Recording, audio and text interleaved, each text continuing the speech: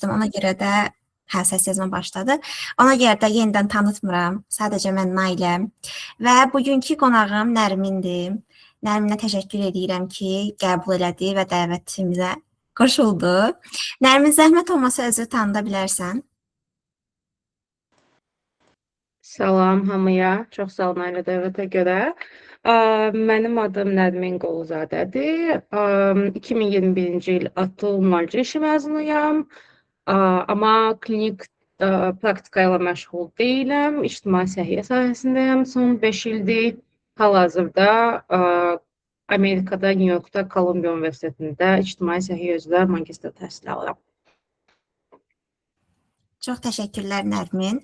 Deməli dostlar, bizim bugünkü webinarımızın formatı biraz fərqli olacaq. Biz Nərminlə bir növ podkast kimi bir müsahibə eləyəcəyik və sizin suallarınızdan da yığaraq, həmçinin özümə də maraqlı olan və sizə də maraqlı olan sualları hazırlamışam. Nərminlə müzakirə eləyəcəyik. Sizin təbii ki, bu prosesdə hər hansı bir əlavə sualınız olsa, sual verə bilərsiniz. Sadəcə qarşılıqlığın qarşısını almaq üçün zəhmət olmasa bu əl qaldırmaq işarəsindən istifadə eləsəz çox sevinərdik. Və başlayaq. İlk öncə onu da bildirmək istəyirəm ki, Nərmin dövlət proqramı ilə təhsil alır Amerikada və qəbul və təhsil prosesindən başlayaraq sualları vermək istəyirəm. İlk öncə Nərmin, Amerikada ictimai səhiyyə proqramlarına qəbul prosesi necədir və bunun üçün ən vacib meyarlar hansıdır? Bununla bağlı zəhmət olmasa bölüşərdin. Deməli, mən bilirəm ki, bu dəqiqə Zəngidə həmçinin tək mən deyiləm. Ən azı bir nəfər bilirəm ki, bu dəqiqə New Yorkda oxuyur və belə deyim, hər universitetdən universitetə dəyişir. Ona görə də birinci addım odur ki, seçməlisiniz ki, hansı belə deyim də, qərbdə oxumaq istəyir, şərqdə oxumaq istəyirsiniz, East Coast, West Coast dedikləri şey. Hansı universitetlərə istəyirsiniz?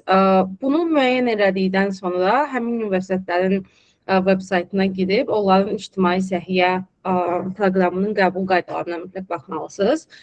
Yenə də fərqlənirlər. Təbii ki, əsas iki hamısında olan meyar nədir? İlk növbədə biz xarici tələbə olduğumuza görə biz diplomumuzu tanıtmalıyıq.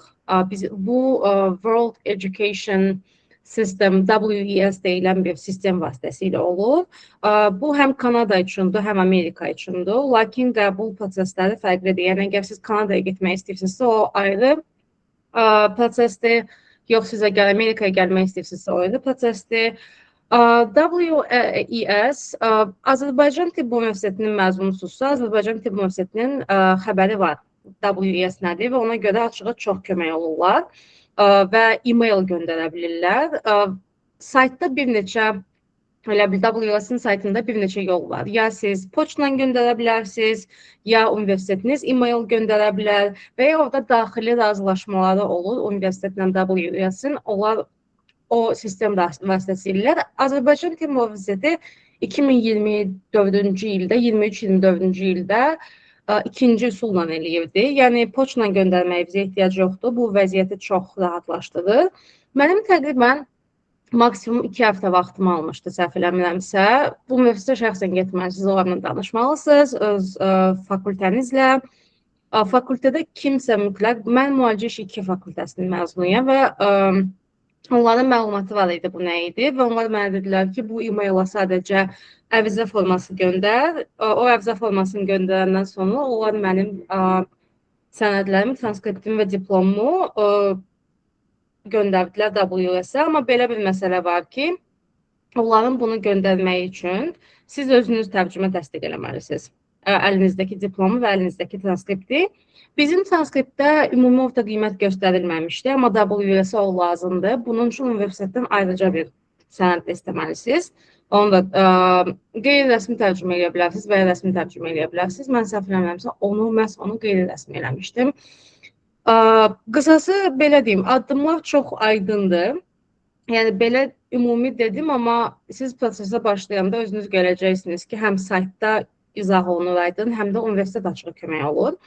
Və siz bütün sənədlər onlara çatdıqdan sonra 3-5 iş günü ərzində səhv eləmirəmsə təsdiqlənir.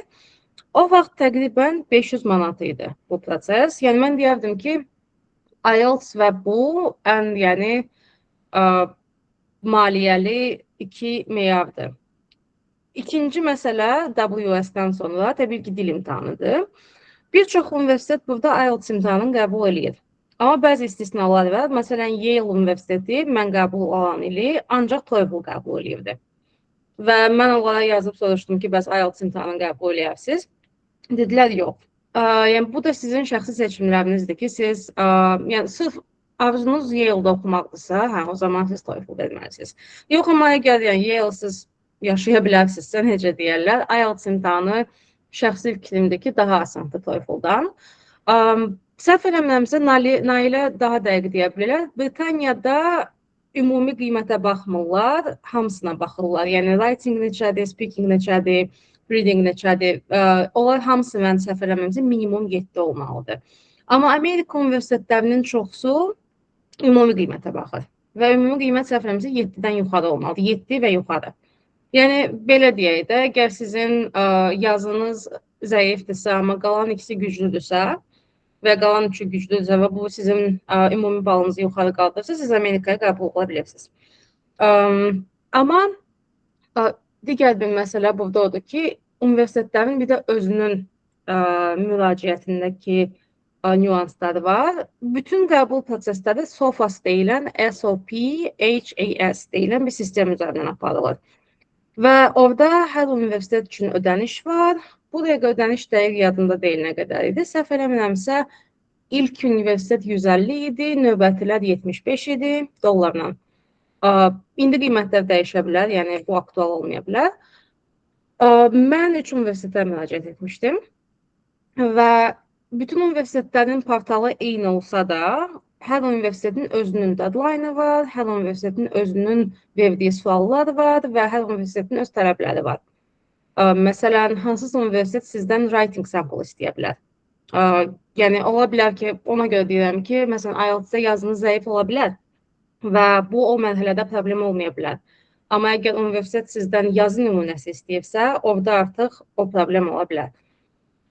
Qısası, məncə qısa desəm, proses budur. Mənim qəbul aldığım universitetlərdən ikisi intervyu eləmirdi, ancaq biri müsahibə eləyirdi. Yəni, bu da mümkündür ki, 2 mərhələli seçim olsun. Yəni, ola bilər bir mərhələ olsun, siz müraciət edirsiniz və cavab gəlir, ola bilər 2 mərhələ olsun. Sizi müsahibəyə çağırsınlar, sonra sizə cavab versinlər sizin qəbulunuzla bağlı. Və son olaraq deyim ki, bu mərhələyə qədər dövlət proqramının ümumiyyətlə, yəni məsələdə dövlət proqramının adı hallanmır. Siz birinci bu qəbulu almalısınız xarici universitetdən və artıq ancaq ondan sonra o məktubla dövlət proqramına müraciət edə bilərsiniz. Çox sağ ol, Nərmin. Britaniya barədə bunu demək istəyirəm ki, universitetdən asılı olaraq dəyişir. Elə universitetlər var ki, məsələn, onlar writing-i 6 ilə də qəbul edirlər, 6.5 ilə də qəbul edirlər. Yəni, hər meyar üçün ayrı-ayrı göstəricilər fərqlidir. Britaniyanın da universitetlərindən dəyişilir. Nigar əl qaldırmışdı deyəsən, sual buyurun verə bilərsiniz. Salam bir daha. Bir şey soruşmaq istəyirəm. Dediniz əslində eşitmədim. Siz VS-dən nə qədər, yəni WES-dən nə qədər vaxtda təsdiq aldınız? Səhv eləmirəmsə, toplam proses 2 həftə çəkdi. Yəni, mənim asan xidmətə gedib, tərcümələri eləyib, universitetə gedib, onlarla danışmağım və VS-in veb-saytında hər şeyi həll eləməyim və onlardan cavab almağım məncə maksimum 2 həftə çəkdi. Yəni, ondan çox deyildi. Çox sağ olun. Növbəti suala keçmək istəyirəm. Bəs Nərmin, bu universitetlərə qəbul zamanı hansı göstəricilərə daha çox fikir verirlər? Akademik göstəricilər, sən hər hansı bir tədqiqat işinin olması, iş təcrübən və ya praktikada bir şey? Yəni, mənim təcrübəmdə, mən 3 universitetə Amerikada müraciət eləmişdim. Həmçinin yəni, Britaniyada, Yeni Zelandiyada və İsveçdə də müraciət eləmişdim. Mənə elə gəlir ki, toplam olaraq bütün bu universitetlər case by case necə deyərlər, fərdlə bax, fərdi hekayələrə baxırlar. Yəni orada konkret bir meyar yoxdur ki, sən mütləq ümumi yazırlar məsələn ki, ə, belə deyim, bakalavr təhsili buna uyğun olmalıdır. Bəzi universitetlər əsasda 1 illik sürətlənmiş proqramca deyir ki, 2 illik iş təcrübəsi olmalıdır və s. Amma mənə elə gəlir ki, fərdi hekayəyə daha çox baxırlar. Çünki belə deyim, mən müalicə işi məzunuyam və biz müalicə işində oxuyanda biostatistika fənni kimi belə bu, yəni epidemiologiya, araşdırma və s. var idi, amma o qədər də yaxşı keçilmirdi.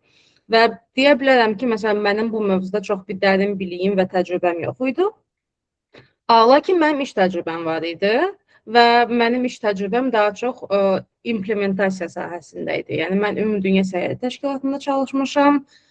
Məzun olandan dərhal sonra son az qala 5 ilimi orada keçirtdim.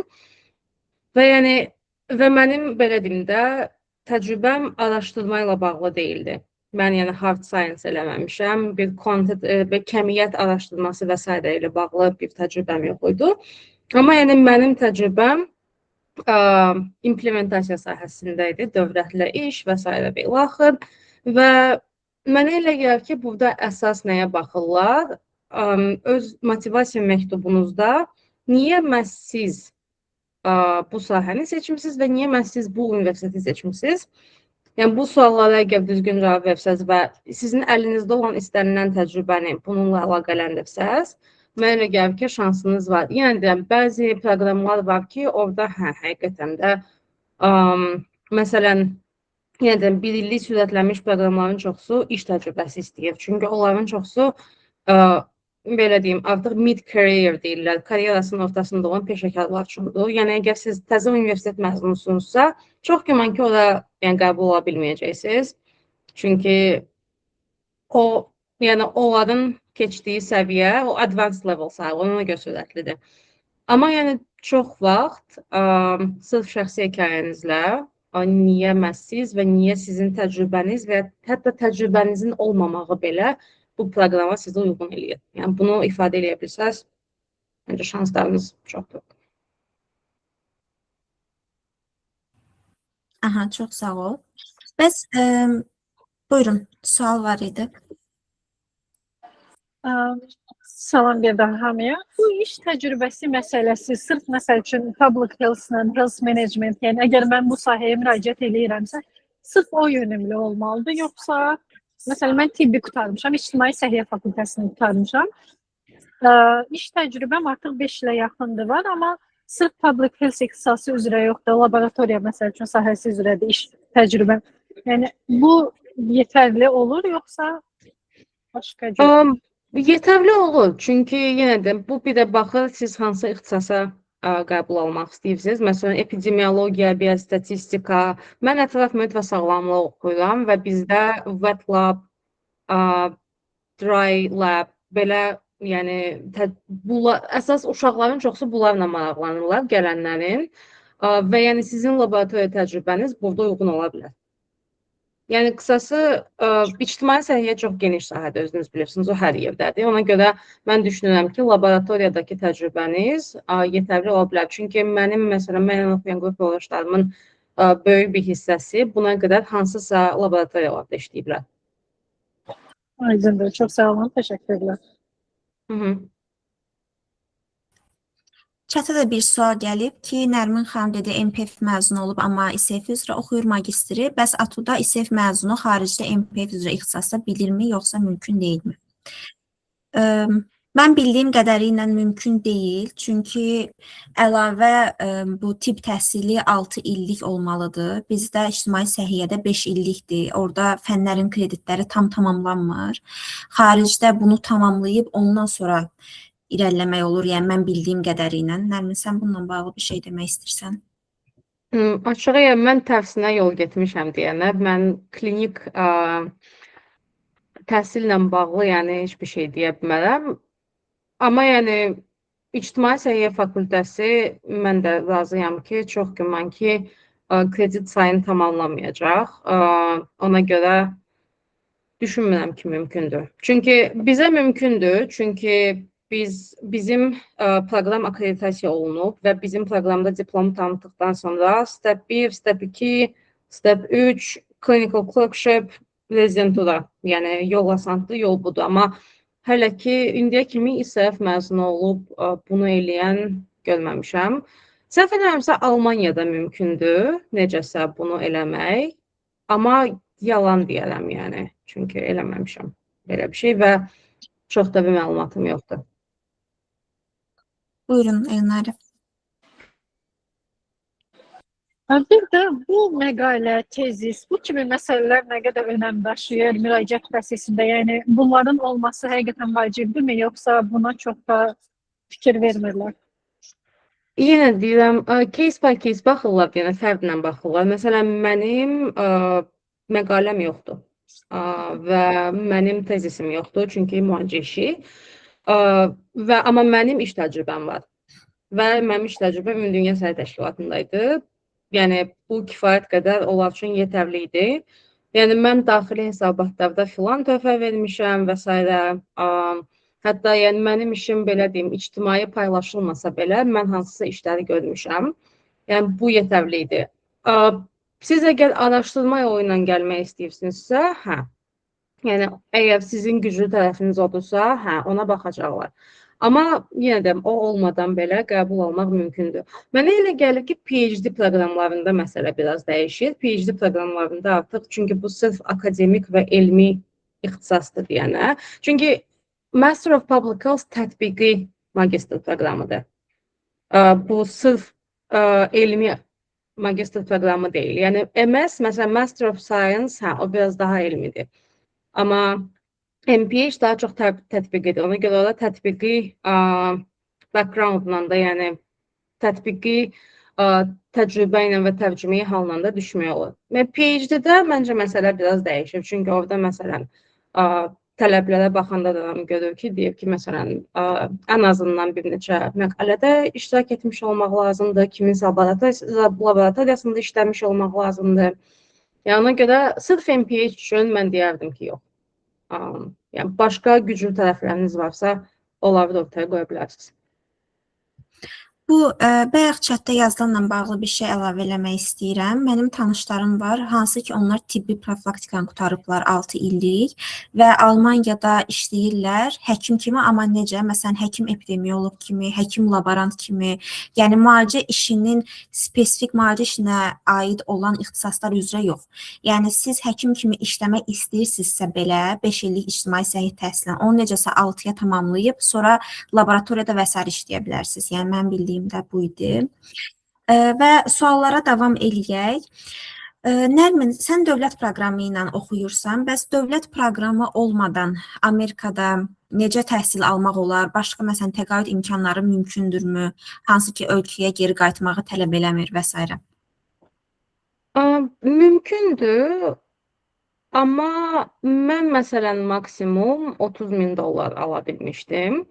Və məndə olan məlumata görə, yenə də universitet çoxdur və universitetlərin hərəsində fərqli situasiyalar ola bilər.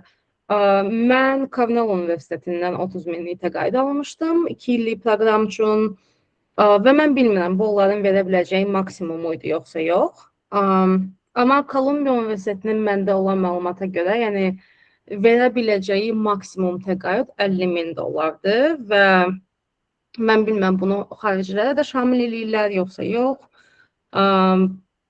Çox nadirən olur ki, 1 və ya 2 nəfərlik full tuition olur. Amma bunun üçün belə deyim, siz elə çətin illərdən keçməlisiniz ki, və elə fenomenal olmalısınız ki, onu versinlər. Çünki bu universitetlərdə təhsil haqqı toplam $100,000 qədər ola bilir. Və yəni full təqaüd almaq çətin ola bilər. Amma yenə deyirəm, mən sadəcə məsələn, mən bu iki universitetlə təcrübəm var və mən bilirəm ki, yerlilərdən, yəni lokal tələbələrdən tam təqaüdlə oxuyan uşaqlar var. Mən bilmirəm, bu nə qədər xarici tələbələrə şamil olunur. Və yenə deyirəm, ictimai səhiyyə təhsil verən universitet çoxdur. Hansılarsa Kolumbiyadan daha yaxşı təqaüdlər təklif edə bilər. mənim məsləhətim olardı ki, sırf yəni araşdırmaq bunu. Və bir də burada belə deyim, kredit götürmə imkanı var, loan. Mən bilirəm ki, bir çox dövlət proqramla gəlməyən tələbələrin çoxusu Azərbaycandan onlar loan götürürlər. Və yəni burada qalmağı planlayırsınızsa, orada qalıb işlədikcə o loanu geri qaytarmaq olar. Universitet onların maliyyə şöbəsi bu mövzuda məsləhət və yönləndirmə verə bilir. Amma yəni öncədən deyim ki, bu təbii ki, dövlət proqramı ilə gəlməkdən daha çətindir. Çünki təbii ki, o kreditin faizi var və s. Bir sual var ki, Cornelldə hansı təqaüd almışdın? Daxili təqaüd idi, yəni sırf bir adı yox idi. Universitetin özü maliyyələşdirir. Bəli, universitet daxili təqaüd idi.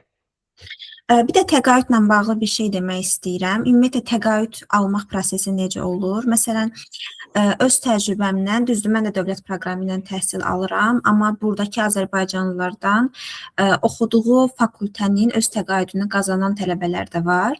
Bu proses necə olur? Əgər siz universitetdən qəbul alırsınızsa, ondan sonra siz təqaüdə müraciət edə bilirsiniz. Yəni əvvəldən təqaüdə müraciət edib sonra qəbul almaq kimi bir proses olmur və orada da bir neçə şərtlər olur. Həmin şərtləri ödəyib ödəməməyinizə baxmanız lazımdır. Çox vaxt əslində təqaüdlər tam ödəmir. Nərmin də dediyi kimi bir hissəsini ödəyir. Amma elə hallar da var ki, tam ödəyən də olur. Burada başqa məsələlər də var. Məsələn, gəlir az olan ölkələr, daha çox nə bilim xaricə çıxışı olmayan və s. Yəni bu tələblərə də baxmaq lazımdır.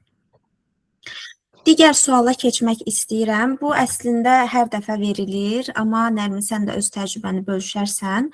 IELTS üçün orta hesabla nə qədər müddət hazırlaşmaq lazımdır və əlavə nələr önəmlidir? IELTS üçün nə qədər müddət hazırlaşmaq lazımdır? Bu yenə də bu fərdi məsələdir. Belə deyim, mən ATU-da ingiliscə oxumuşam, yəni bu 6 il ingiliscə təhsil deməkdir və sonra ÜST-də yəni sırf ingiliscə işləmişəm. Ona görə mən IELTS-ə cəmi 1 ay hazırlaşmışam və müəllimsiz. Yəni mən sadəcə özüm işdən sonra oturdum, mövzulara baxırdım, yazıyam. Yəni mən bilirdim mənim zəif tərəflərim nədir və mən o zəif tərəflərə hazırlaşırdım. Lakin əgər sizin belə bir gündəlik ingilis dili istifadəsi təcrübəniz yoxdursa, mən deyərdim ki, bəlkə 1 il daha yaxşı olar. Çünki IELTS imtahanı ucuz imtahan deyil, özünüz də bildiyiniz kimi və ildən ilə qiymətləri qalxır və məsləhət olar ki, yəni ona elə hazırlaşmaq, elə strateji hazırlaşmaq ki, bir dəfə vermək və növbəti 2 il ərzində aktiv olsun. Həmin ili qəbul olmasaz belə növbəti ili qəbul ola bilərsiniz. Yəni ona görə mən deyərdim ki, əgər siz gündəlik işlədirsinizsə dili, IELTS böyük bir problem deyil. Yox, əgər gündəlik işlətmirsinizsə, onda bilik səviyyəni, ingilis dili səviyyənizi asılı olaraq, yəni mən deyərdim ki, 1 il ən azı hazırlaşmaq və hər gün imkan dairəsində hazırlaşmaq və imkan varsa müəllimlə hazırlaşmaq. Çünki müəllimlər bütün yolları bilirlər. Eynən, mən bununla da bağlı bir şey əlavə eləmək istəyirəm öz təcrübəmdən. Mən həm IELTS, həm də Duolingo imtahanı vermişəm. Əgər siz, məsələn, Böyük Britaniya düşünürsünüzsə, bəzi universitetlər, hamısı yox, Duolingo qəbul edirlər. Həmçinin mən nəyə görə Duolingonu verdim? Mən IELTS verəndə IELTS-dən xarici universitetdən qəbul ola bildim. Amma dövlət proqramına müraciət üçün balım az olduğuna görə yenidən imtahan verməli oldum və IELTS vermədim. Çünki IELTS daha bahalı idi, amma Duolingo daha ucuz idi. Mən verən vaxt hardasa 140 manat idi, səhv eləmirəmsə, indi qiymətini bəlkə də qaldırıblar. Və Duolingo imtahanı ilə siz dövlət proqramına da müraciət edə bilərsiniz. Yəni bunu da hər ehtimala düşünün. Bir sual gəlib ki, dövlət proqramından əlavə universitetin özündən də təqaüd almaq mümkündürmü? Məncə mümkündür. Sonradan artıq hansını seçməli olduğunu sadəcə bildirməlisən. Növbəti sualım artıq təhsil müddəti və ümumi təcrübə ilə bağlıdır. Nərmin, sən hal-hazırda orada magistratura təhsilin zamanı internship və ya fieldwork imkanları varmı? Varsa necə təşkil olunur və ya necə müraciət etmək olar? Sırf Kolumbiyadan danışsaq, Kolumbiyanın daxilində research assistant, teaching assistant və casual student jobs deyirlər. Onlar var. Research assistant yəni təbii ki, kiminsə laboratoriyasında tələbə köməkçi kimi işləməkdir. Teaching assistant keçdiyiniz fənlərdən növbəti ildə bu 2 illik proqramda əsas mümkündür və ya 1 illik proqramda da əgər sizin təcrübəniz uyğundursa, hətta o fənni götürmədən belə eləyə bilərsiniz. Həmin fənnin, keçdiyiniz fənnin tədrisinə professora kömək eləyirsiniz bir növ. Bunlar part-time işlərdir, təqribən həftəyə 20 saatlıq işlərdir və bu, yəni özünüzü, məsələn, təqaüddən əlavə işləyib və ya yəni, özünüzə dəstək olmaq üçün yaxşıdır, həm də təcrübə olaraq yaxşıdır. Yəni, əgər kurikuluma töhfə vermək istəyirsinizsə və s. və ya əlaqələr qurmaq istəyirsinizsə. Bundan əlavə, yəni, təcrübə necə təşkil olunur? Belə deyim, mənim proqramımda yayda məcburi təcrübə var idi və bunu siz özünüz tapa bilərsiniz və universitet tərəfindən yəni paylaşılırlar, elanlar ki, məsələn, burada vakansiya var, orada intern axtarırlar və s. Amerikada belədir ki, yay vaxtı bir çox şirkətlər və təşkilatlar, klinikalar və s. onlar internship proqramları açırlar və bu praktikum üçündür deyənə xarici tələbələr də qəbul ola bilər. Yəni, işə qəbul prosesi kimi düşünün. Belə tapa bilərsiniz. Bundan əlavə, yəni, məsələn, Kolumbiyada sırf müəllimlərin özlərinin laboratoriyaları var, araşdırmaları və s. var. Ora könüllü olaraq işləmək olar, bu təcrübə ola bilər. Bir də yəni, networking eventləri və s. olur, universitetin təşkil elədiyi. Biz orada da tapa bilirdik təcrübə və s. Bəs Nərmin, bu iş ilə oxumağı paralel necə çatdırmaq olar? Yəni balansı necə qurmaq lazımdır? Çətin sualdır açığı. Mən deyərdim ki, əvvəlcə vaxtında yox deməyi bacarmaq lazımdır. Eğer görürsünüzsə ki, nə isə eləyə bilmirsiniz, yəni vaxtında yox deyib o məsuliyyəti öz üzərinizə götürməyin iş olaraq. İkincisi, yəni həftəni öncədən planlaşdırmaq mənə çox kömək eləyirdi. Ki, mən bu həftə hansı tapşırıqları yerinə yetirməliyəm, işdə nə etməliyəm və s. Mütləq dincəlmək lazımdır, mən deyərdim, balansı qorumaq üçün. Çünki əgər istirahət eləməsəz, heç məhsuldar olmayacaqsınız. Məhsuldar olmasanız da iş getməyəcək təbii ki. Yəni, mən necə eləyirdim, yəni hələ də necə eləyirəm, dərs saatlarından sonra özümə sadəcə vaxt ayırıram ki, bu saatda mən ya ev tapşırıqlarımı eləməliyəm, ya işlə bağlı nələrsə eləməliyəm. İş axtarmalısınızsa, iş axtarmaq üçün vaxt bloklayırsınız və yəni müəyyən saatda özünüzə stop qoyursunuz ki, bu saatdan sonra mən heç nə eləməyəcəm. Məsələn, axşam 11-dən sonra və həftə sonu məsələn ən azı bir gün özümə ayırıram ki, mən bugün heç nə eləməyəcəm və bugünü istirahətə ayıracağam. Yəni mən balansı şəxsən belə qoruyurdum.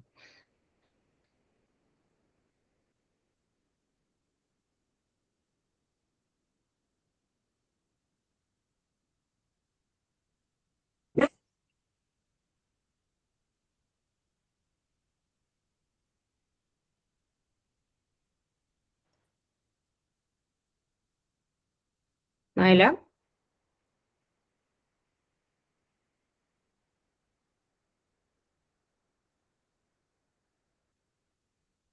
Nailə, eşidirsən məni? İnternetim getdi.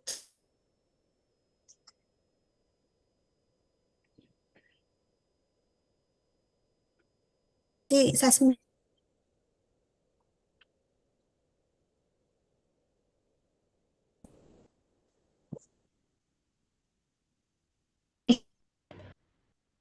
Eşidirəm Nailə.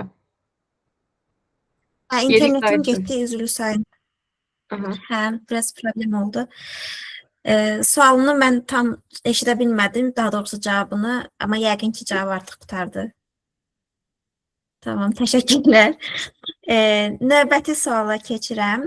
Amerikada magistratura oxumaq akademik cəhətdən nə qədər çətindir? yenə də baxır, hardan gəlirsiniz və ingilis dili səviyyəniz nə yerdədir. Mənə elə gəlir ki, mənim ÜST-də işləməyim mənim həyatımı çox asanlaşdırdı burada. Çünki mən bilirdim nə üçün gəlmişəm, hansı fənləri götürmək istəyirəm, hansı müəllimlərin karyera yolu mənə maraqlıdır və s. Hansı mövzularda maraqlıyam, hansı mövzuları araşdırmaq istəyirəm və yəni bu mənim həyatımı çox rahatlaşdırdı. Çünki məsələn, mən qeyri-infeksion xəstəliklər üzrə mütəxəssisəm bir növ, bu mövzuda inkişaf eləyirəm və istənilən məsələn esse və s. olanda mən maraqlandığım mövzu üzərində yazmağa çalışırdım və yəni məsələn mən vaxt itirmirdim seçim ki, görəsən nə haqqında yazım və ya resursları hardan tapım. Çünki mən bilirdim ki, mən harda nəyi tapmalıyam. Yəni harda nəyi tapa bilərəm, hansı resursları hardan götürə bilərəm öz mənbələrim olaraq. Yəni sırf mənim təcrübəm mənə o qədər də çətin deyildi. Yəni niyə? Çünki mən beynəlxalq şəraitdə artıq olmuşam, işləmişəm və s. və ilaxır. Amma mənə elə gəlir ki, əgər mən bu təcrübəsiz atudan birbaşa gəlsəydim, o qədər də asan da olmayacaqdı. Çünki biz orada çox da yazı yazmırıq və mən klinik təhsil almışam, tamamilə başqa bir, necə deyim, sistemdir və s. Ona görə mənə elə gəlir ki, daha çətin olardı mənə. Amma yenə də sistemli şəkildə planlaşdırmaqla bunların hamısının öhdəsindən gəlmək olur. Bir də məsələn Kolumbiyada tutoring deyə bir şey var. Görsələr ki, nədəsə çətinlik çəkirsiniz, onların dəstək verə biləcəyi yuxarı kurs tələbələr olur. Hansılar ki, sizə məsələn biostatistika izah eləyə bilər, akademik yazını kömək eləyə bilər. Yəni ona görə qısası çətin olsa belə resurslar var. Bunlar əsas olaraq resursları hardan tapa biləcəyinizi biləsiniz və vaxtında müraciət eləyəsiniz. Eynən. Bu arada beynəlxalq dedin, bunu da istəyirəm ki, mən bölüşüm tələbələrlə və hər kəslə. Biz Nərminlə AzərMDS-də tanış olmuşuq. Yəqin ki, danışamadım. Yəqin ki, çoxları da eşidib AzərMDS-i və mən də deyərdim ki, baxmayaraq mənim iş təcrübəm olmayıb və mən universiteti keçən il bitirib gəlmişəm Şotlandiyaya. Məndə işimi asanlaşdıran beynəlxalq təcrübə olub, hansı ki 2023 idi, səhv eləmirəmsə, Nərmin orada İctimai Səhiyyə Komitəsinin rəhbəri idi. Mən orada aktivist idim. Sonra Nərmin getdi, mən oldum komitə rəhbəri. Ondan sonra beynəlxalq o artıq IFMS-yə mən qoşuldum proqram koordinatoru kimi. Yəni bunları deməkdə məqsədim odur ki, həqiqətən də o beynəlxalq təcrübənin olması insana çox şey qatır və həm dil baxımından inkişaf edirsiniz, həm artıq o mühiti görürsüz, bilmədiklərinizi öyrənirsiniz. Mən ona görə həmişə tələbələrə də öz tövsiyəmi verirəm ki, mütləq bakalavr vaxtı könüllülüklərə müraciət eləyin. Alınırsa beynəlxalq, alınmırsa yerli, özünüzü inkişaf elətdirin. Çünki birbaşa universitetdən məzun olub sonra qəbul almaq da çətin ola bilər təcrübə baxımından və ya ona adaptasiya olmaq da çətin ola bilər. Ona görə də bunlar da çox önəmlidir. Universitet tapşırıqlarında akademik yazılar üçün AI istifadə necə tənzimlənir? İstifadəyə icazə varmı ümumiyyətlə? Nərmin gələnə qədər mən bu suala cavab verim. Mən Glasgow Universitetində təhsil alıram və hər bir universitetin özünün Code of Conduct deyirlər. Yəni ki, bu işlərin tənzimlənməsi, müəyyən bir tənzimləmələri adlanan bir sənəd olur və orada yer verilir ki, siz AI-dan istifadə, yəni hansı tapşırıqlarda, hansı şərtlərdə istifadə edə bilərsiniz və hansında istifadə edə bilməzsiniz. Buna siz riayət eləməlisiniz. Yəni universitet tamamilə süni intellektin istifadəsini məhdudlaşdırmır. Amma baxır, məsələn, bizdə deyilir ki, əgər hər hansı bir mövzuda, bir də fərqlər var. Bir var, məsələn, fakültə, bir də var fakültənin tərkibində olan ixtisas. Məsələn, siz ümumi fakültə işlərində süni intellektdən istifadə edə bilərsiniz, məsələn, müəyyən şeylərdə. Amma ixtisasın özündə artıq daha məhdudlaşır. Tutaq ki, hər hansı bir mövzu haqqında istəyirsiniz, biliyinizi artırasınız, istifadə edə bilərsiniz. Amma məsələn, mən tapşırığı götürüm, tamamilə süni intellektdən kopyalayım, oraya yapışdırım, yəni bu olmaz və hətta buna görə də siz cəlb oluna bilərsiniz bir növ, necə deyirlər onu, məsuliyyətə cəlb oluna bilərsiniz ki, siz universitetin tənzimləməsini pozmusunuz, paralelində istifadə eləmisiniz. Burada kəsilmək də ola bilər, paralelində başqa problemlər də ola bilər. Yəni universitetdən asılı olaraq dəyişilir. Nərmin, sən də bununla bağlı öz təcrübəni bölüşmək istəyərsən? Süni intellekt istifadəsi ilə bağlı, bu dəqiqə bizim universitetdə ən azından bu ilə bağlı çox debatlar gedib ki, neyniyək, necə eləyək? Çünki mən teaching assistantam, ona görə bir növ o daxili mətbəxdən xəbərim var. Süni intellekt hər yerdədir və artıq bəzi işlər süni intellekti bilmirsinizsə və istifadə edə bilmirsinizsə, sizin namizədliyinizi belə nəzərə almır bir növ. İctimai səhiyyədə də artıq bu realdır. Həm də belə deyim, süni intellekt ki, insanın həyatını biraz rahatlaşdırır. Yəni böyük data ilə və s. işləmək və s. Məsələn, mən Ümumdünya Səhiyyə Təşkilatında olanda Ümumdünya Səhiyyə Təşkilatı artıq öz daxili süni intellektini yaratmışdı.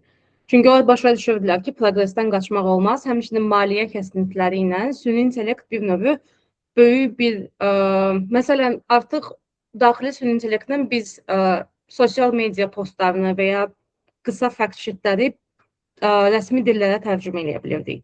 Məsələn, ingilis dilinə, rus dilinə, ingilis dilinə, ispan dilinə və s. və axır. Və bu məsələ maliyyə kəsintilərinə kömək eləmək üçün də nəzərdə tutulurdu, effektivliyi artırmaq üçün və s. və axır. Qısası, sözümün canı odur ki, artıq süni intellekt bilməyən məzunlar iş prosesi, qəbul prosesi zamanı problemlə qarşılaşır. Amma eyni vaxtda qiymətləndirmə prosesini şəffaf saxlamaq üçün süni intellektdən nə qədər icazə verə bilərlər? Bu ilə bağlı debatlar gedir. Məsələn, bəzi departamentlər var ki, tamamilə qadağan qoydular. Düzgün qərardımı əmin deyilik. Bəzi fənlər var idi ki, hansılar ki, açıq mətnindən deyirdi ki, süni intellekt istifadə edə bilərsiniz. Amma bunu belə deyim, referenslərdə, istinadlarda göstərin ki, siz nə etmişsiniz oyla. Məsələn, mən kodlaşdırma dərsləri götürəndə müəllim deyirdi ki, əgər kodda hər hansı bir problem varsa, süni intellektdən istifadə edib onu məsələn debug eləyə bilərsiniz. Yəni kodun problemi çözə bilərsiniz. Amma sıfırdan kodu yazmaq üçün süni intellektdən istifadə eləməyin. Çünki mən başa düşəcəm ki, müəllim haqlı idi. Çünki süni intellekt səhv eləyə bilir, aktual olmayan məlumatları verə bilir və bunlar çox bəlli olur. Essələrin və s. yazılmasında fənlər qadağa qoyur. Buna bəzi fənlər Turnitin istifadə edirdi, plagiarizmi tuta bilmək üçün. Səhv eləmirəmsə, ötən il belə bir problem var ki, süni intellekti tam təyin edən bir belə deyim, platforma və tətbiq hələ ki mövcud deyil. Ona görə çox çətindir bunu müəyyən eləmək. Və nəzərə alsaq ki, süni intellekt akademik yazı üzərində də təlim alıb. İstənilən akademik yazını süni intellekt kimi təyin edə bilirlər. Qısası, siz əgər gözəl yazırsınızsa, bu deməkdir ki, böyük bir risklə müəllim düşünə bilər ki, siz süni intellektdən istifadə edirsiniz, amma bu sizin öz məhsulunuz ola bilər. Səhv eləmirəmsə, məsələn, ötən il ən azından mən bilirəm ki, 12 nəfəri inzibati işə cəlb eləmişlər universitetdə. Sırf və necə müəyyən eləmişdilər bunu? Çünki onlar, belə deyim, Nailə də qeyd elədi, esseni birbaşa süni intellektdən kopyalayıb göndərmişdilər və özünüz bilirsiniz ki, süni intellekt hallusinasiya edə bilir, bəzən istinadları və orada istinadlar hallusinasiya olunmuşdu və müəllimlər bunu yoxlayıb başa düşmüşdü ki, bu adamlar sırf süni intellektlə yazıb və onlar həqiqətən də inzibati işə cəlb olunmuşdu. Akademik yazılarda AI-dən paraphrasing və translation istifadə etməyi problem yaradırmı? Mən bir tanışım var ki, tərcümədə problem yaradır. O öz dilində yazmışdı və sonra süni intellekt artıq onu ingiliscə tərcümə eləmişdi və müəllim bunu süni intellekt olaraq qeyd eləmişdi və yəni onu inzibati işə cəlb eləmişdi ki, bu işi sən yazmamısan. Mən özüm süni intellekt istifadə etmişəm. Nə üçün? APA istinadlarını müəyyən etmək üçün. Çünki bizə, məsələn, atuda eləmədiyimiz şeylərdən biri buydu. Bizdən istinadın müəyyən formada olunması tələb olunur. APA, MLA, Vancouver və s. Hər müəllimin öz istəyi var, amma çox vaxt bu APA-dir. Və onlar özləri də bəzən deyirlər ki, əgər bilmirsinizsə ki, məsələn, databazanı və ya nəyisə necə istinad eləyəsiniz, onu süni intellektə atıb ondan full citation ala bilərsiniz. Yəni, Amma şərt odur ki, mənbəni özün tapmalısan. Sadəcə onun o belə deyim, formatlaşmasında süni intellektdən istifadə edə bilərsən. Yəni promptda odur ki, bunu mənə APA formasında geri qaytar. Və paraphrasing üçün də problem yaratmağı bəli, yarada bilər. Niyə? Çünki o paraphrasing eləyəndə avtomatik olaraq öz, belə deyim, öz yazdığı formada yazır.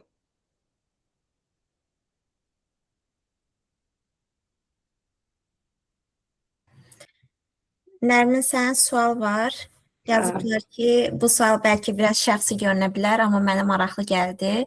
Nərmin xanım çoxlarının arzusunda olduğu fakültəni bitirib, həm də ingilis dilində, bəs niyə məhz ictimai səhiyyəni seçib? Bu sualı mənə burada da verirlər. Çünki belə deyim, bu tendensiya məncə dünyəvidir ki, mənlə magistr oxuyan gənclərin bir hissəsi bundan sonra tibb müəssisəsinə qəbul olmaq istəyir. Və onlar görəndə ki, mən artıq həkiməm və gəlmişəm və həkim olmaq istəmirəm, onlar da bu sualı verirlər. Məsələ ondadır ki, biz oxuyan dövrdə, mən 2015-də qəbul almışam və başlamışam, onda hələ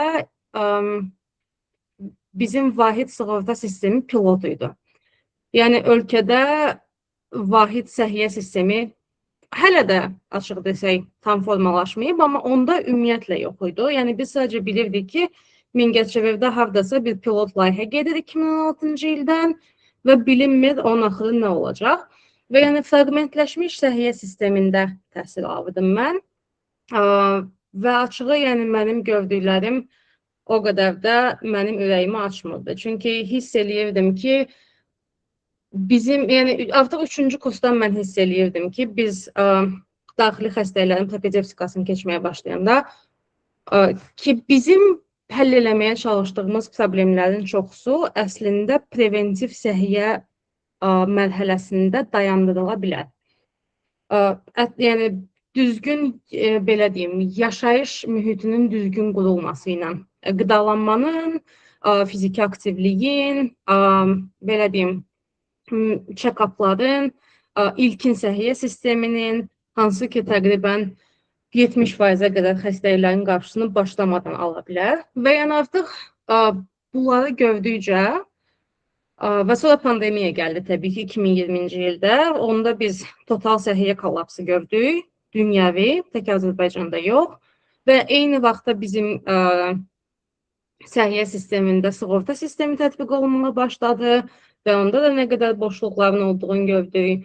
Eyni vaxtda biz təcrübələrə gedəndə mən görürdüm ki, bir çox pasiyentlər həqiqətən də erkən profilaktika ilə bizim stasionar, yəni şəraitlərimizə düşməyə bilərdilər.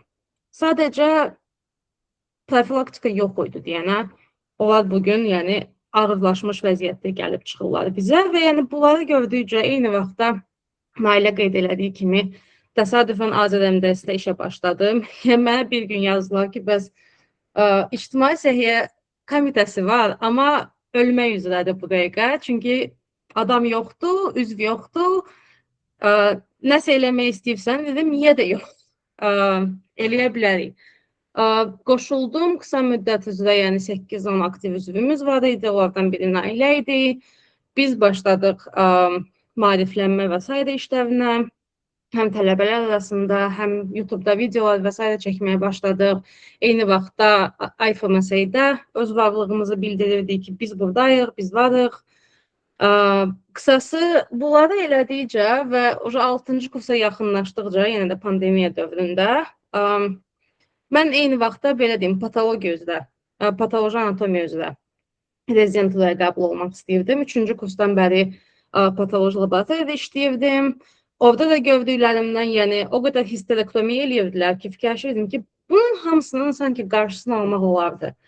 Biz niyə hələ buradayıq? Biz niyə hələ bunu eləyirik? Və artıq 6-cı kursda məzun olanda başa düşdüm ki, mən patologiyanı sevirəm, amma eyni vaxtda başa düşürəm ki, mən əgər sistem səviyyəsində iş görsəm, daha çox şey eləyə bilərəm, nəinki fərdi həkim olaraq.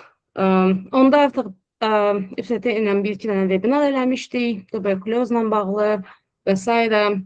Vahid səhiyyə sistemi ilə bağlı, universal health coverage ilə bağlı və bunlarla bağlı daha çox öyrənəndə başa düşdüm ki, sanki yəni mən bu ilə daha çox məşğul olmaq istəyirəm. Ona görə məzun olandan sonra məhz ictimai səhiyyəni seçdim. Biraz uzun oldu, amma hə, yəni qısaca uzun desəm yol budur. Çox sağ ol Nərmin. Bütün müalicə tələbələrini yığaq öz tərəfimizə. Eynən. Yəni burada kimsə deyəndə ki, mən həkim olmaq istəyirəm, deyirəm eləmə. Yəni ictimai səhiyyəçilərə daha çox ehtiyac var, nəinki yəni fərdi fikrimdir, razılaşmaya bilərsiniz təbii ki, amma mənə elə gəlir ki, əgər biz preventiv səhiyyəni gücləndirsək, həkimlərin üzərinə düşən yük daha az olar və yəni ümumi rifaqa sağlamlıq artmış olar. Ona görə mən deyirəm ki, eləməyin, gedin ictimai səhiyyəyə. Aha, növbəti sualım budur ki, xaricdə oxumazdan əvvəl hansı bacarıqları öyrənmək vacibdir? Mən deyərdim ki, kommunikasiya və yazı bacarığı, yəni bundan artıq məncə heç nə ehtiyac yoxdur. Çünki magistr təhsilində yəni çox bir şey öyrədirlər. Çox şey burada öyrədirlər. Yəni təməl bəlkə biostatistika bilikləri və ya məsələn ictimai səhiyyə nədir? Yəni sırf ictimai səhiyyədən söhbət gedirsə, ictimai səhiyyə nədir? Necə olur? Yəni hansı sahələri var? Nələrlə məşğul olur? Bəlkə bu təməl biliklər. Yəni təməl biostatistika bilikləri, amma yenə də məcburi deyil. Mən çox da məlumatlı deyildim belə film gələndə. Amma əsas kommunikasiya bacarığıdır məncə, bir də yazı bacarığı. Mən də əlavə olaraq demək istəyirəm ki, mən epidemiologiya üzrə oxuyuram magistratura təhsilini və daha çox tədqiqat araşdırma yönümündəyəm. Mən tələbələrə deyərdim ki, əgər məncə istənilən ictimai səhiyyənin istənilən sahəsində faydalıdır, amma xüsusilə də araşdırma tədqiqat istiqamətinə getmək istəyirsinizsə, müəyyən qədər araşdırma bacarığınızın olması çox faydalı olar sizə. Çünki əsasən tələbələr hər hansı bir məlumatı öyrənmək istəyəndə belə hardan necə tapsınlar, araşdırsınlar, bunu bilmirlər və mən deyərdim, bakalavr vaxtından artıq siz müəyyən saytlarda araşdırma eləməyə başlasanız çox yaxşı olar. Buna ən çox bilinən PubMed-i misal göstərmək olar. Yəni, bu da belə. Bir nəfər yazıb ki, həkim olmaq istəmirəm, amma bütün qohumlar məni can həkimi bilir. Bu, məncə, ictimai səhiyyədə oxuyan bütün tələbələrin bir növ problemidir. Mən öz şəxsi təcrübəmə əsasən deyərdim ki, yəni, əgər siz həkim olmaq istəmirsinizsə, həqiqətən qərar vermişsiniz ki, artıq rezidentur oxumaq istəmirsiniz, siz müalicə yönümündə bir növ getmək istəmirsiniz və ictimai səhiyyəni araşdırıb o istiqamətdə getmək istəyirsinizsə, heç kəsə özünüzü sübut eləmək məcburiyyətində hiss eləməyin. Çünki bu sizin həyatınızdır, siz gələcəkdə bu işdə işləyəcəksiniz və istər qohumlar olsun, istər başqa insanlar olsun, yəni sizin haqqınızda bir müddət danışacaqlar. Necə ki, universitetə qəbul olanda kiminsə 600 plus yığıb, kiminsə 500 yığması bir müddət danışılır, ondan sonra unudulur. Bu da onun kimi bir şeydir. Yəni, belə bir şey də var ki, ictimai səhiyyəni hamıya tam olaraq mənimsətmək mümkün deyil. Hələ ki, biraz yaşlı nəsilə, çünki yeni-yeni hələ tələbələr olaraq, dövlət olaraq, ölkə olaraq biz ictimai səhiyyəni təzə-təzə anlamağa başlayırıq.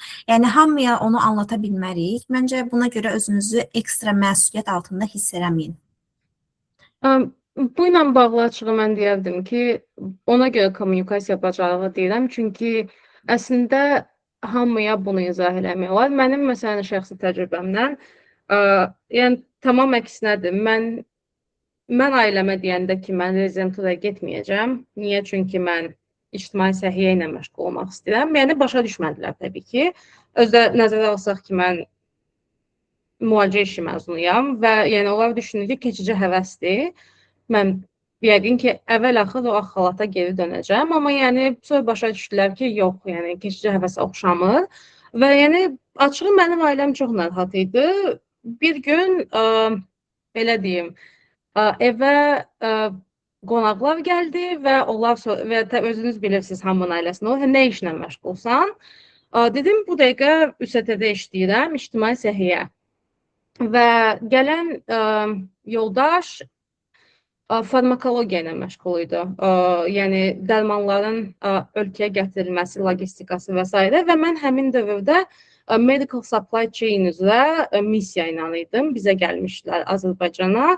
Azərbaycanda dərmanların alışı, paylanması və s. necə gedir? Dərmanların həmçinin fərdi qoruyucu vasitələri və s. ilə axır. Yəni bütün bu axına baxırdılar. Kifayət qədər maraqlı idi, mən sizə deyim. Yəni biz ucqar kəndlərə qədər səyahət elədik, görək ki, dərmanlar və lazımi məhsullar ora necə gedib çatır və ümumiyyətlə bunlar proqnozlaşmanı falan necə edirlər. Soruşanda ki, ictimai səhiyyə nədir? Mən bunu izah elədim ona ki, sizin gördüyünüz iş ictimai səhiyyədir. Və mənim sizin gördüyünüz işə əlaqəm bu ictimai səhiyyədir. Və mənə elə gəlir ki, mənim üçün dönüş nöqtəsi həmin gün oldu. Çünki hamı bir saat oturub mənə qulaq asdı və ondan sonra mənim ailəm başa düşdü ki, mənim gördüyüm iş keçici həvəs deyil və mənim gördüyüm iş çox vacibdir. Ona görə yəni sizdən kimsə nəsə soruşanda ki, ictimai səhiyyə nədir? İctimai səhiyyə hər yerdədir. Ona görə həmin insanların gördüyü və həyatlarındakı nədənsə tutaraq onu izah edə bilərsiniz ki, məsələn, əgər siz bugün çiçək xəstəliyindən vəfat eləməmisinizsə, bu ictimai səhiyyədir. Əgər bugün siz krandan gələn suyu sadəcə qaynadıb içə bilirsinizsə və ya yəni əlavə heç nə əlavə edib onu təmizləmək məcburiyyətində deyilsinizsə, bu ictimai səhiyyədir. Əgər siz bugün parka gedə bilirsinizsə, bu ictimai səhiyyədir. Əgər siz bugün velosiped sürə bilirsinizsə, orada velosiped yolu varsa, bu ictimai səhiyyədir. Yəni ictimai səhiyyə hər yerdədir. Əgər Azərbaycanda yoxdur təbii ki, amma fərz eləyək ki, əgər hardasa uşaqlara məktəbdə pulsuz yemək verirlərsə və ya məsələn fərz eləyək ki, əgər bufetdəki qidalar sağlamdırsa və ya lap uzağa getmir. Əgər biz bugün supermarketə gedib istədiyimiz yeməyi alıb zəhərlənməkdən qorxmadan rahat yeyə biliriksə, bu ictimai səhiyyədir. Yəni İnsanların həyatındakı hər şey, yəni bizim bu dəqiqə əldə etdiyimiz rahatlıqlar və ya əldə edə biləcəyimiz rahatlıqlar hamısı ictimai səhiyyədir. Ona görə kimsə sizə həkim deyilsiniz deyə təzyiq eləyəndə sadəcə bunları izah eləyir. Düzdür, razıyam. Mən nəyə görə sadəcə dedim? Çünki İctimai səhiyyəni təbliğ eləmək təbii ki, yaxşıdır və bunu da eləmək lazımdır. Amma bəzi insanlar var ki, onlara hər şeyi baş salım deyə, onların da razılaşmadığı nöqtədə insan çox yorulur, çox özünə enerji sərf edir və bu halların qarşısını almaq üçün, yəni mən öz şəxsi fikrim odur ki, hamıya da oturub bir-bir baş salmaq lazım deyil. Amma ümumilikdə ixtisası təbii ki, tanıtmaq lazımdır, insanlar arasında maarifləndirmə işləri aparmaq lazımdır ki, hal-hazırda da biz əslində bunu eləyirik. Buyurun Elnarə, sizin sualınız var deyəsən. Bəli, siz özünüz də qeyd elədiniz ki, bizdə hələ bu sahə çox da aktual deyil. Çünki dövlət təqaüd proqramını oxuyub qayıdandan sonra 5 il ərzində Azərbaycanda məcburi işləmək var. Bəs bu sahədə iş imkanları sizin fikrinizcə necədir? Yəni bu barədə əgər məlumatınız varsa bilmək istəyərdim. Hal-hazırda bilmirəm, xəbəriniz var yoxsa yox, amma yəni Azərbaycanda yenidən struktur dəyişiklikləri baş verir. Qurumlar birləşdirilir, dəyişdirilir, effektivləşdirilir və s. Ona görə hal-hazırda mən səhv etmirəmsə, gözləmə mərhələsindəyik. Amma iş imkanları aspektindən bildiyimiz kimi Səhiyyə Nazirliyi var, təbib var, Əmək və Əhalinin Sosial Müdafiəsi Nazirliyi var. Hətta Gənclər və İdman Nazirliyində belə işləmək olar. Çünki yəni fiziki aktivliklə bağlı nəsə etmək istəsəz, o olardı. BMT qurumları hal-hazırda ölkədə çox da aktiv deyil, maliyyə kəsintilərinə və s. görə və bir neçə BMT qurumu ölkəni tərk edib, UNICEF daxil olmaqla, həmçinin Qızıl Xaç və s. Qızıl Aypara, bunlar ölkəni tərk edib deyənə, onlar iş yeri idi və artıq beynəlxalq arenada, yəni işləvlim, yəni ölkədəki beynəlxalq qurumlarda işləvlim etdirir, mən deyərdim. Amma isim var, isim, yəni açıq desək isim, yəni o qədər də maliyyə və maaş aspektindən ən yaxşı yer olmaya bilər, amma yəni isim var və isim publik hüquqi şəxsdir və isimdə qrant yazmaq olar. Bu onun özəlliyi ola bilər. Qısası və mən səhv etmirəmsə, yəni xəstəxanalar var, xəstəxanalarda işləmək olar, administrasiyada. Bundan əlavə Gigiyena epidemiologiya mərkəzi var. Gigiyena epidemiologiya mərkəzi var. Mən bilmirəm orada nə qədər mövcud olacaq, amma hələ ki var. Akta, Akti, qida ilə məşğul olmaq istəsəz, onlar var və onlar da publik hüquqi şəxsdir deyəndə onlar da qrant yaza bilirlər. Bu deməkdir ki, onlar beynəlxalq qrant proqramlarına müraciət edə bilirlər. Bir də bəzən yəni Azərbaycanda yəni ÜST var hələ ki, amma ÜST-nin də yenə də maliyyə kəsintilərinə görə o qədər də imkanları geniş deyil. Universitetlər var, təbii ki, səhv eləmirəmsə, İqtisad Universitetində magistr təhsili var. ATU-da səhv etmirəmsə artıq ictimai səhiyyənin magistraturası var. Həmçinin ictimai səhiyyənin yəni bakalavri var, bunlarda tədris etmək olar.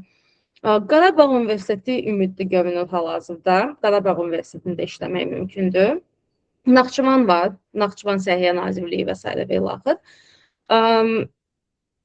Şəhər səhiyyə mərkəzləri var. Əgər struktur hələ durursa. Məsələn, Sumqayıtda baş səhiyyə idarəsi var idi, Bakıda baş səhiyyə idarəsi var idi. Bu dalarda işləmək olar. Qısası, yəni var iş imkanları, sadəcə yəni axtarmaq lazımdır, həqiqətən. Dərin araşdırma imkanı açığı, yəni mən yanıla bilərəm, amma mən bilən yoxdur. Yəni çünki bizdə o qədər vəsait yoxdur buna. Bəs əgər o 5 il qayıdıb burada işləməkdən imtina eləsəm, tutaq ki, istəmirəm, bunu hansı yolla kompensasiya eləyə bilərəm? Yəni dövlət məsəl üçün təqaüdün qaytarılması üçün bir müddət verir ki, bunun qarşılığında mən qayıtmayım ölkəyə. Bu sual mən hələ ki ora çatmamışam. Ona görə bunun yəni cavabını bilmirəm. Əgər kimsə məzun olubsa və eyni, yəni qərar veribsə ki, qayıtmaq istəmir və bunu dövlətə məlumatlandırıbsa, bəlkə olar bilər bunu. Belə bir məsələ var ki, qayıdış əslində tam da məcburi deyil. Əgər siz burada, yəni olduğunuz yerdə ixtisasınıza uyğun iş tapa bilsəniz və bu iş kifayət qədər prestijli olsa, onlar razılıq verirlər ki, siz diaspora olaraq qalasınız. Yəni, heç kim, məsələn, fərz eləsək ki, mən əgər Kolumbiya Universitetində hər hansı bir yaxşı pozisiyada iş tapa bilsəm, tutaq ki, dövlətdən heç kim deməyəcək ki, yox, qayıt və yəni Gigiyena və Epidemiologiya mərkəzində işlə.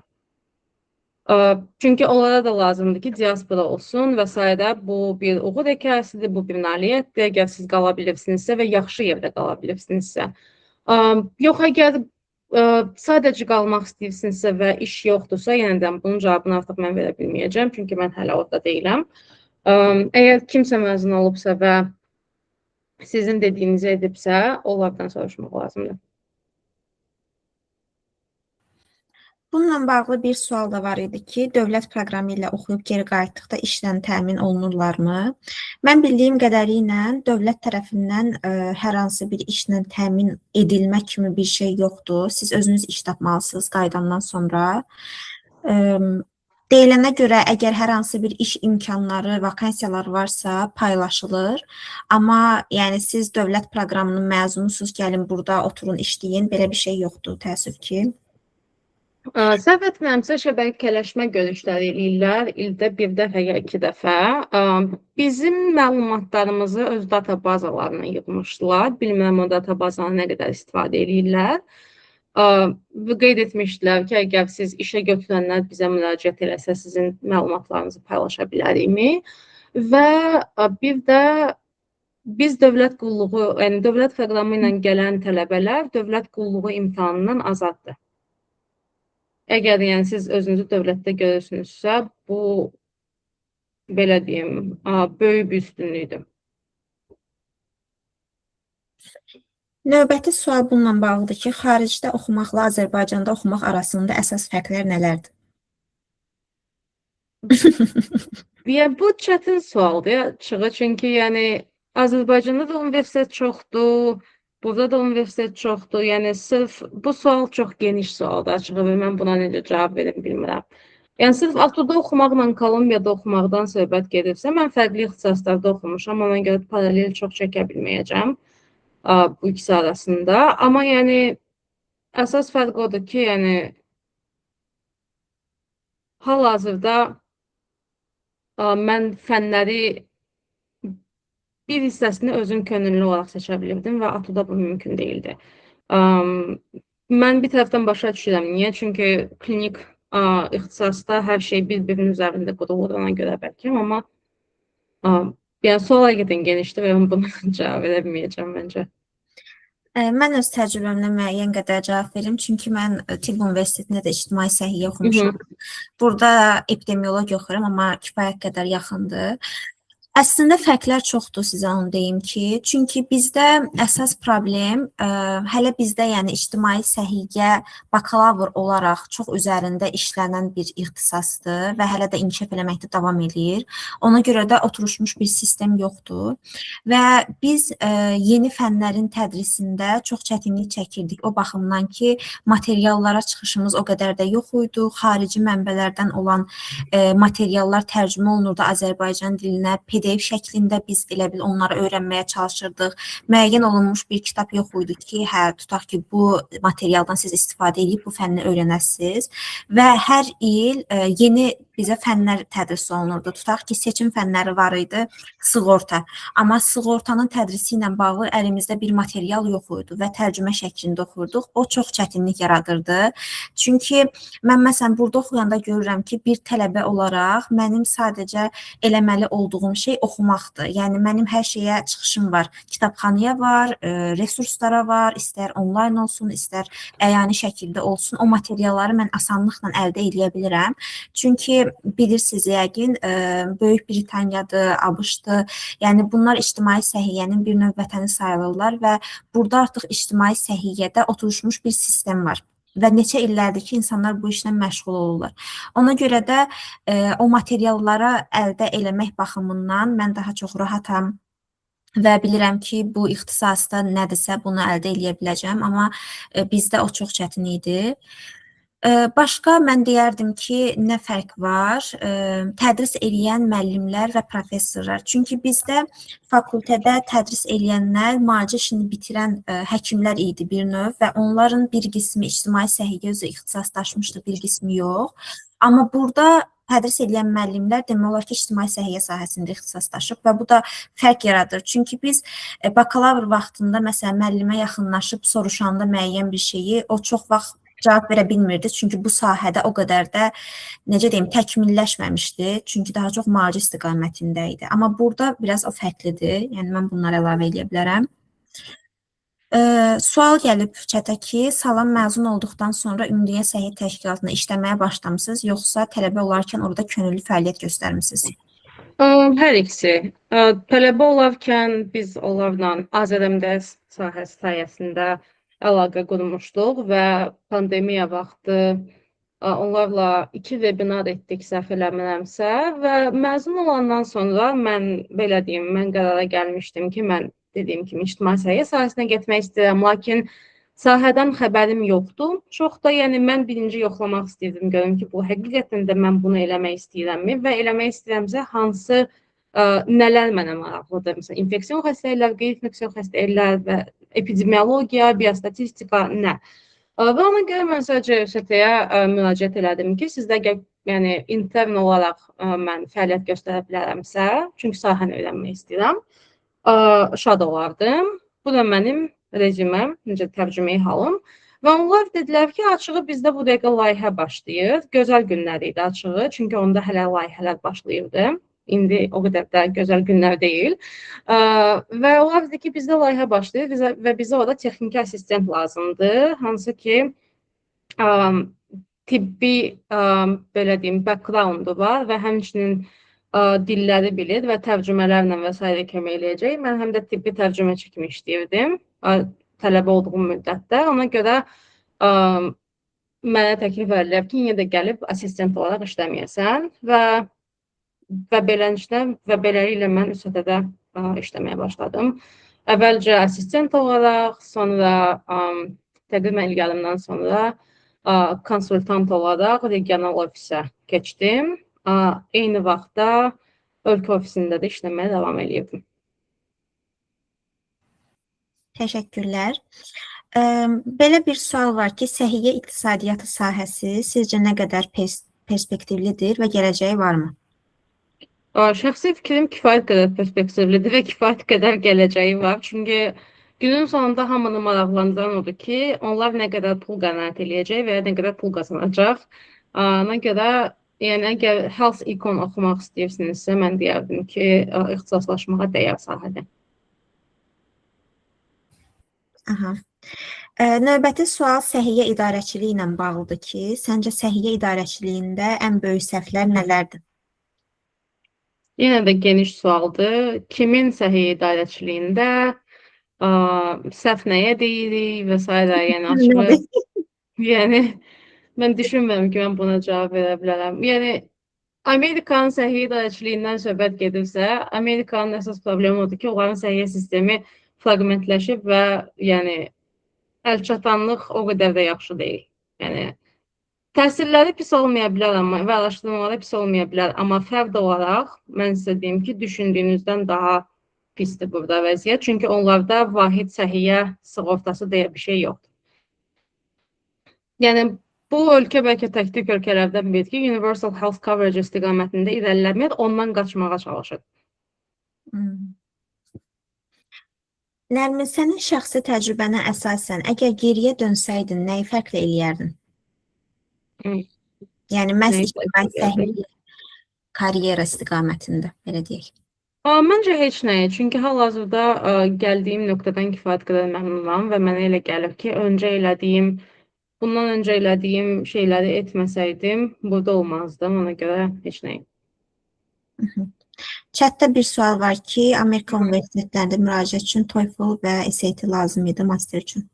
Master üçün SAT lazım deyil, çünki SAT undergrad, yəni bakalavr üçündür. TOEFL hə, amma ya IELTS ya TOEFL. Yəni dil imtahanı mütləqdir. Buyurun Elnarə. Bir də GRE imtahanı var. Bəzi Amerika universitetlərinin requirementlarında yazır ki, optional. Yəni ola da bilər, olmaya da bilər. Yəni public health üzrə əsaslarında çox yer məncə tələb eləmir. Yəni nə qədər önəmi var bu imtahana? Mən verməmişəm GRE. Bu arada hə, SAT-nin analogu GRE-dir deyə bilərik magistr üçün. Belə dediyiniz kimi optionaldır. Mən verməmişəm və müraciət elədiyim hər yerdən də qəbul almışam. Mənə elə gəlir ki, əgər təqdim etməyə heç nə yoxdursa, bəlkə onda GRE vermək olar.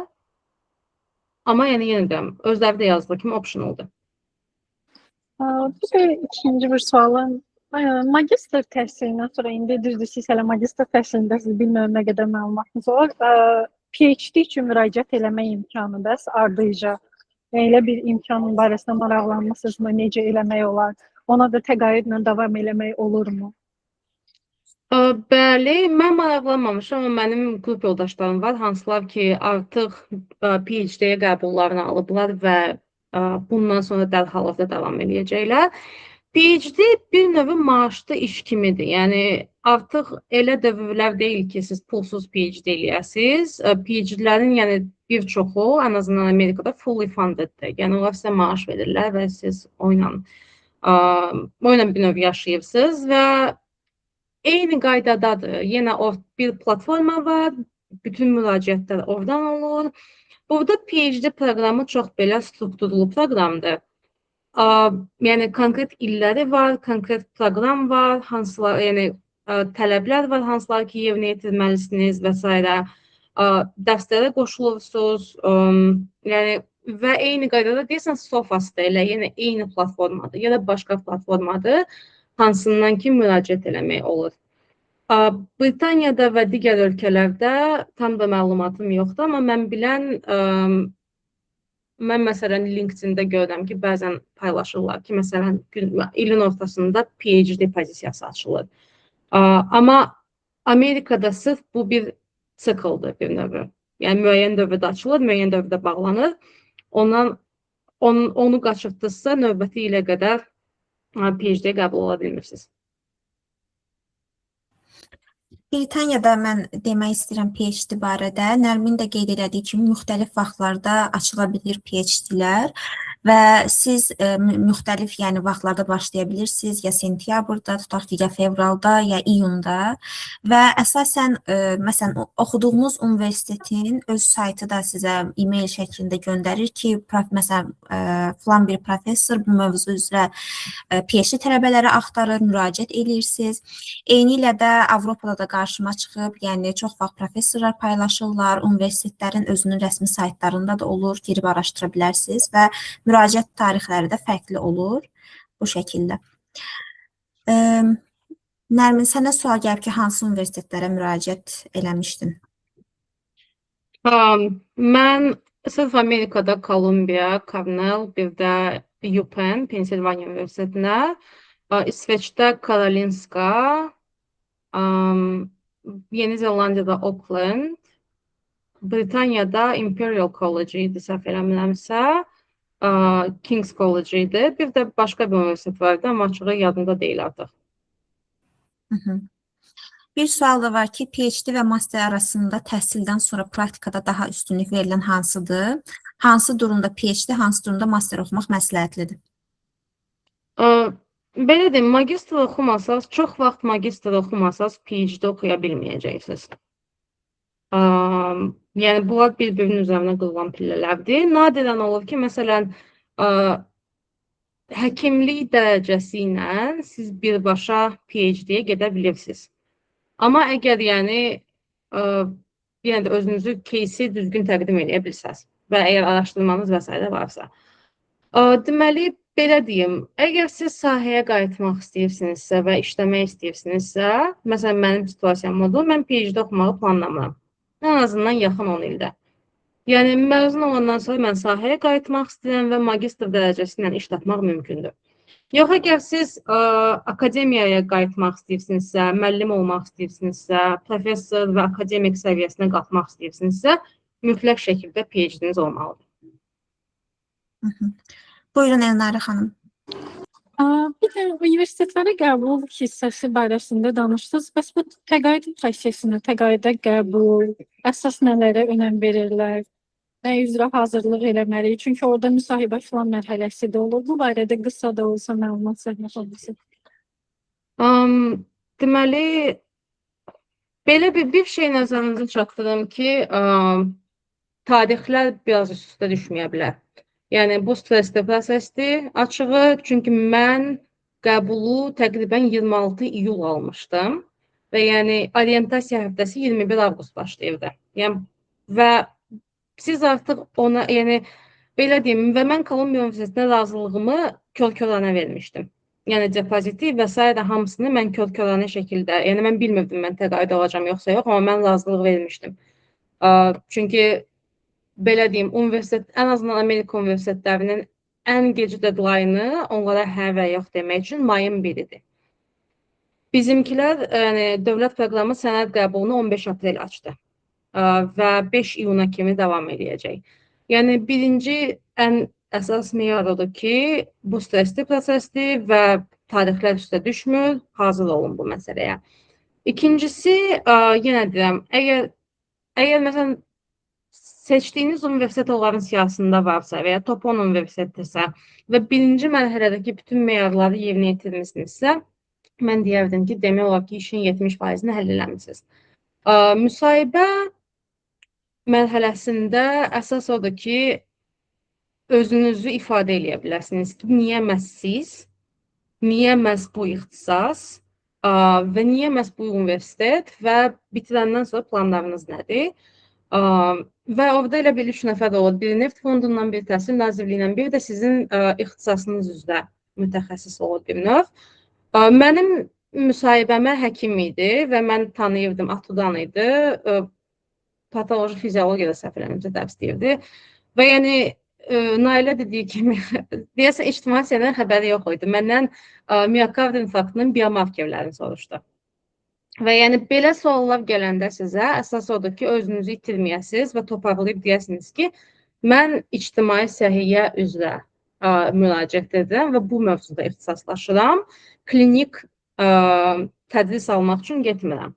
Yəni bunu dedikdən sonra məsələn vaksinasiya ilə bağlı sual verməyə başladı. Yəni belə primitiv şeylər sizə verə bilərlər, suallar verə bilərlər ictimai səhiyyə ilə bağlı olaraq. Hazırlaşın, universitetiniz haqqında məlumatlı olun ki, niyə məhz bu universiteti seçmisiniz, niyə məhz bu ixtisası seçmisiniz, Azərbaycanda nə edə bilərsiniz bu mövzuda? Mənə səhv eləmirəmsə bu sual edilir ki, Azərbaycanda nə, yəni hansı sahələrdə boşluqlar var və s.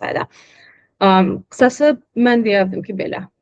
Əsas olaraq özgüvənli olun, özünüzə inanın, onlar da sizə inanacaq və ictimai səhiyyə top prioritetlərdədir deyənə, prioritet istiqamətdir deyənə, yəni onlar bizə önəm verirlər. Bir də mən ona əlavə eləmək istəyərdim ki, hansı istiqamətdə siz gedəsinizsə, tutaq ki, səhiyyə idarə olunması və ya epidemiologiya və ya ümumi ictimai səhiyyə, həmin sahələrdə çalışın müəyyən qədər biliyiniz olsun. Çünki məndə müsahibə zamanı mən onlara bildirmişdim ki, epidemiologiya üzrə gedəcəm və açığı mənim müsahibəmdə ixtisas suallarını verən yəni qadın çətin suallar vermişdi, epidemiologiyadan suallar vermişdi, hansı ki biz onu Tibb Universitetində yəni keçmirdik. Tibb Universitetində bizim keçdiyimiz epidemiologiya daha çox hansı xəstəliklər var və daha çox infeksion xəstəliklərlə bağlı idi. Amma mənə müsahibədə daha çox statistik suallar verilmişdi və yəni müəyyən dərin suallar verilmişdi. Ona görə də seçəcəyiniz sahədən asılı olaraq onun haqqında məlumat toplamağa çalışın. Növbəti sual var ki, İsveçi məsləhət görürsünüzmü? Karolinska və Lund Universitetini. Yəni mən Karolinskaya müraciət eləmişdim. Karolinska ən yaxşı institutlardan biri sayılır, araşdırma institutlarından. Yəni amma mənim son seçimim Kolumbiya oldu. Ona görə yəni məncə bu bəllidir bundan ki, mən hansı universiteti daha çox bəyəndim bir növ. Amma yəni əgər siz Amerika istəmirsinizsə, İsveçə istəyirsinizsə, Karolinska kifayət qədər yaxşı universitetdir. Səhv eləmirəmsə mən Lund Universitetinə müraciət eləmişdim. Səhv eləmirəmsə, yəni iki ən yaxşısı odur İsveçdə. Və sual var ki, Amerikada həyat necədir? Təhlükəlidir, yoxsa nələrə diqqət eləmək lazımdır? Amerikada həyat, yəni əvvəla Amerika çox böyük yerdir. Harda olmağınızdan asılı olaraq dəyişir. Yəni mən New Yorkdayam. New Yorkda belə olduğunuz yerdən asılı olaraq hər şey dəyişə bilir. Mən deməzdim ki, təhlükəlidir. Bahadır əsas, amma yəni hər yerdə olduğu kimidir mən deyərdim. Əgər icmanız varsa və belə deyim, strukturlu şəkildə yaşaya bilirsinizsə, yəni hər yerdə necədirsə, məncə burada da elədir. Növbəti sual işlə bağlıdır ki, həftəlik 20 saat verilir iş üçün. Bəs iş imkanları necədir? Universitet daxili işlər uyğundur. Bunu əslində cavablandırmışdım bir növ. Yəni universitet daxilində işlər var. Research assistant, teaching assistant, casual student work və yəni bunlar dərslərə mane olmayacaq şəkildə qurula bilirlər. Növbəti bir sual var ki, elmi tədqiqatçı olmaq istəyən biri üçün MPH təhsili nə dərəcədə faydalıdır? Bir daha təkrar edə bilərsən? Elmi tədqiqatçı olmaq istəyən biri üçün Master of Public Health təhsili nə dərəcədə faydalı olur?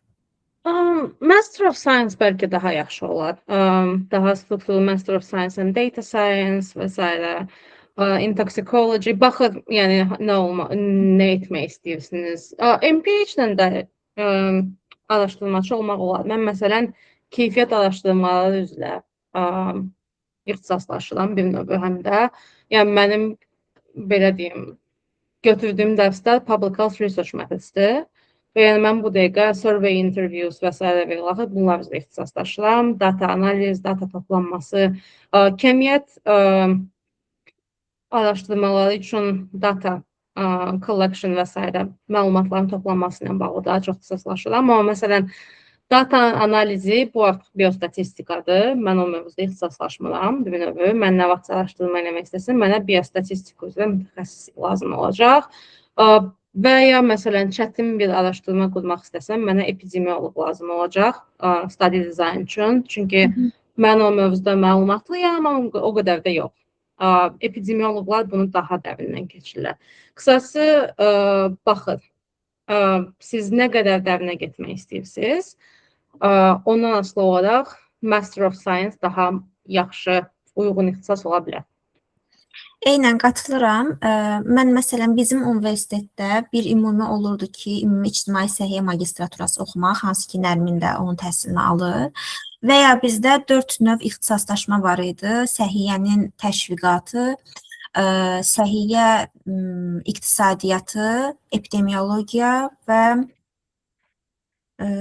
nəsə data ilə əlaqəli, tam xatırlamıram. Məsələn, mən epidemiologiya seçdim və məhz o üzrə ixtisaslaşıram. Yəni, çünki mən məsələn özüm bildim ki, mən daha çox araşdırma yönümündə getmək istəyirəm. Əgər siz də daha dar ixtisas istəyirsinizsə, yəni bir var ictimai səhiyyə magistraturası ilə siz müxtəlif istiqamətlərdə işləyə bilərsiniz və ya siz bilirsiniz ki, tutaq ki, siz ancaq sağlamlığın təşviqi ilə, təbliğatı ilə məşğul olmaq istəyirsiniz, o istiqaməti seçə bilərsiniz. Sual var ki, Karolinska və Lunda qəbul üçün iş saatı tələbi var idi. Yox.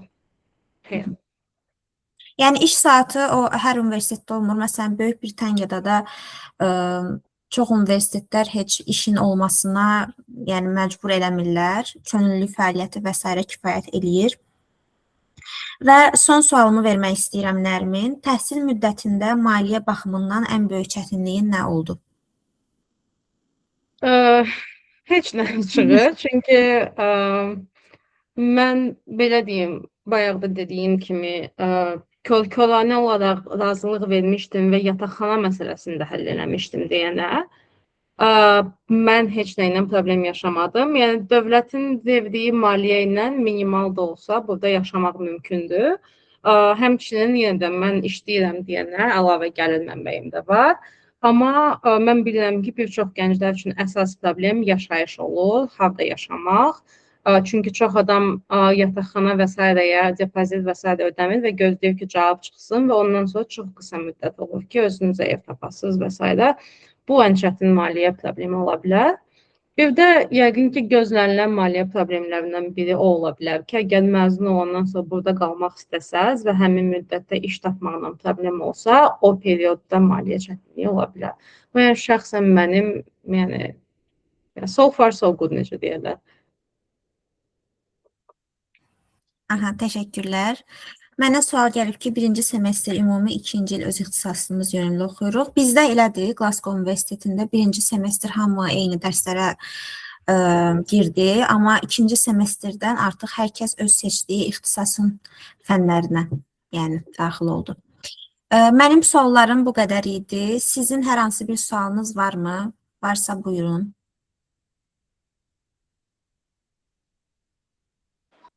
Məndə biraz bu qarışıqlıq ümumi müraciət prosesinin gedişatı ilə bağlayandı. Amerikaya mən bilən müraciət prosesi daha tez başlayır digər ölkələrə nisbətən, yay aylarında səhv etmirəmsə başlayır. Yoxsa Universitetə fərq var əslində. Bəziləri 15 oktyabr başlayıb elə. Məsələn, Cornell Universiteti müraciətləri maya qədər qəbul edirdi. Kolumbiya Universiteti səhv eləmirəmsə fevralın 1-nə qədər və s. Bəzi universitetlərdə early admission var. 15 dekabra kimi müraciət eləsəz daha tez cavab ala bilirsiniz. Universitetə dəyişir.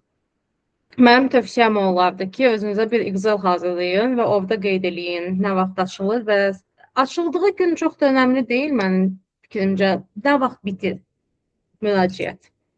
Yəni onu qeyd eləyəcəyiniz bir Excel-ınız olmağı məsləhət görərdim. Çünki həqiqətən də hərəsi bir cürdür. Təxmini o müddət universitetə müraciət eləmək, universitetdən qəbul almaq ki, artıq mən əminəm ki, bu universitetlərdən qəbul almışam. Təxmini müddəti nə qədər çəkir? Mən mart ayının sonuna qədər artıq bilirdim. Yəni Amerika universitetləri martın ortasına qədər artıq bütün oferləri göndərir bir növü və yenə deyirəm 15 aprel və ya ən gecə 1 maya qədər siz dəqiq cavabınızı deməlisiniz ki, mən qoşuluram, gəlirəm universitetə yoxsa yox. Qısası mən artıq martın axırına kimi demək olar bütün universitetlərdən cavab almışdım. Bəs məsələn, Cornell-da deadline dediniz ki, mayda bitir. Deadline-a yaxın vaxtda müraciət eləsək təxmini nə qədər vaxtda cavab çıxar?